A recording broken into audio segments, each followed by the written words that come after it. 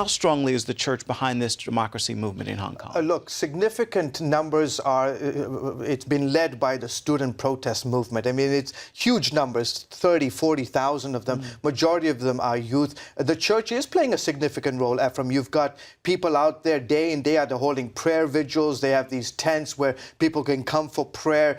Christians are handing out water, food, and meeting some of the needs of not just the demonstrators, but also the police officers, law enforcement. So on both sides of the barricade, they are playing a significant role. They see this as their moment, in this pivotal moment in the history of this territory. They want to play a role in it. Now, the leader of this movement is a remarkable young man. Tell us a little bit about him and his background. Incredible. Joshua Wong is 17 years old, and he has overnight, in essence, emerged as the face of this student protest movement. And he's a very strong believer. His parents are Protestant Christians. It's interesting, some of the bios on him shed light in terms of how his parents would take him to some of the poorer neighborhoods of Hong Kong and expose him to the plight and the suffering of Chinese people living in Hong Kong, and from a very early age talked about the importance of social justice and giving back to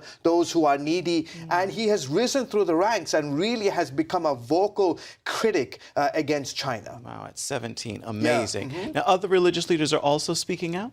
They are. You know, you've got the Catholic, the Lutherans, Protestant communities that are, in essence, saying, listen, they see this as a moment to send a very clear message to China, specifically from the point of view of religious freedom. They see they've experienced for many, many years incredible religious freedom on the territory, and they want to maintain that. They don't want to see Chinese interference, not just from a political standpoint, Ephraim, but also from a religious standpoint. And so they are making their voice very, very clear and really saying to the mainland, we do not want the mainland to be involved in the economics and the political as well as just the religious affairs of the country. As you indicate, Hong Kong is a former British colony, Correct. so it enjoys remarkable freedom in terms of religious freedom. Yeah. Do you think that China would crack down on religious freedom in Hong Kong? I think everybody's anxious. They're making, members of the press and political pundits are making similarities, drawing similarities between the 1989